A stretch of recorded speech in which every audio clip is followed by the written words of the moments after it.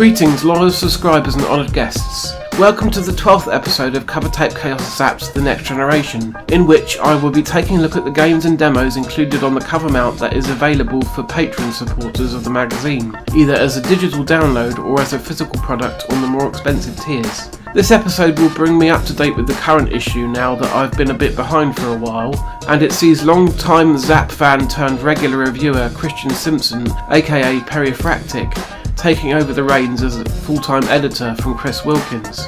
I'm not sure exactly what he has in store for us in the coming issues, but I think it will include quite a few puns. Just guessing. Anyhow, let's get started looking at the first game, which is Lost Realms of Mechasada Episode 2, though as a very nice touch, Episode 1 is also included within the file. I must admit, when I saw that there was a separate set of instructions and a novella included amongst the files for this issue, my heart sank a bit as I was expecting a very complicated game with all sorts of controls. Nothing could be further from the truth though, as Mechasada is a very intuitive game to get into with some decent joystick controls, though having access to a keyboard does come in handy from time to time. This is a turn-based RPG where you guide your little warrior around each screen, collecting wealth, battling enemies and keeping a close eye on your strength, aka health, at all times. Should you ever let your health get to zero, it's curtains for you. It ticks down slowly just through you walking around, so you need to be quite careful and scan each screen for any health pickups before you set off. The wealth you collect can be spent on better weaponry and armour when you reach the various settlements in the game. I thought this was a thoroughly charming and addictive game that I could quite happily spend hours playing, although I haven't been able to make it too far into the game at all just yet. After checking out Episode 2 for a while, I loaded up Episode 1, which looks and plays very similarly but has a gentler learning curve, so it may be the best place to start. These two games offer a ton of gameplays, and I can't wait to get properly stuck in.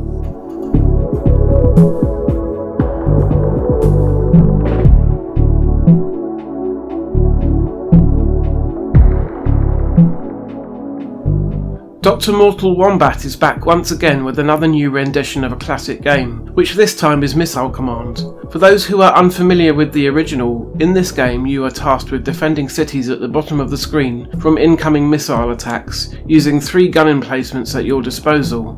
You control the crosshairs, and firing creates an expanding explosion which can knock out multiple missiles at the same time if your timing is right.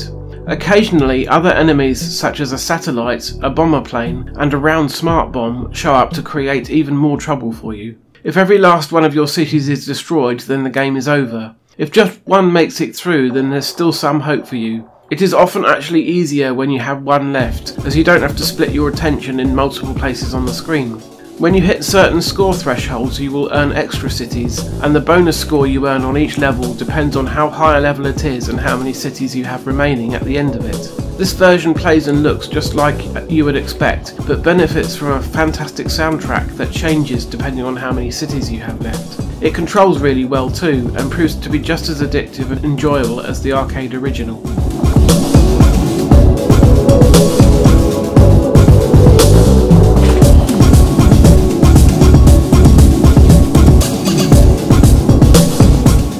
The third game for this issue is called The Smiths Are Dead, and it's a text adventure that puts you in the shoes of Morrissey after his band The Smiths have split up in 1987, and he is attempting to launch a successful solo career. This is a very interesting idea for a game, yet my usual frustrations with the genre reared their head once again, and I struggled to make any progress whatsoever.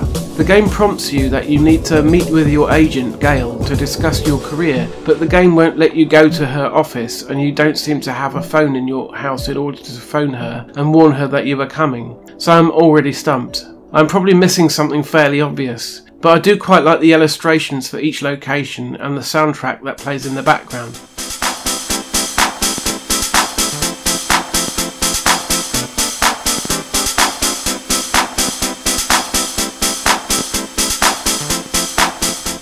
The penultimate game for issue 13 is another contribution from Richard Bayliss entitled For Speed We Need 3. This is a racing game of a sort, showing the track from an overhead perspective as you see how many laps of the 24-hour race you can survive for.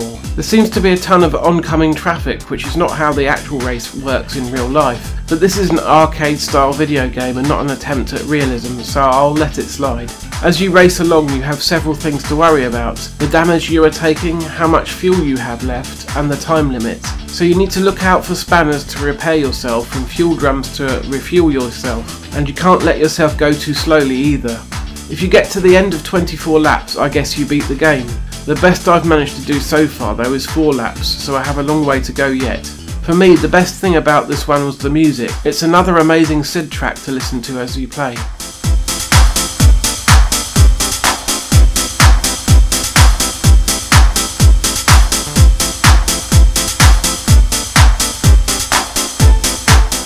Finally, we have a game called Awakening, which according to the readme is bonus content. I guess it's because this is an older release from 2015. Anyway, this one is a point-and-click adventure that uses a very similar engine to that of LucasArts' Scum titles, and puts you in control of a courier lady attempting to deliver a parcel to a Mr. Johnson.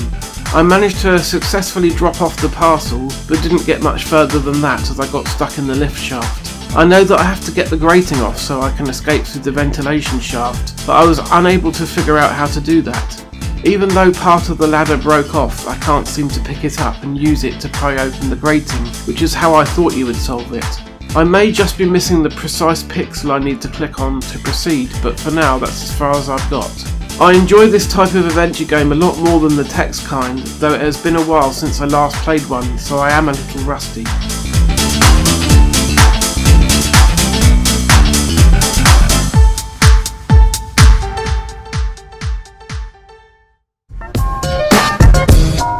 Overall, this issue brought us an interesting mix of game types, with the 2 included episodes of Lost Realms of Mechasada being my favourites by far. You can't really go wrong with classic Missile Command either, and For Speed We Need 3 is quite enjoyable too, although avoiding the oncoming traffic proves to be quite the challenge.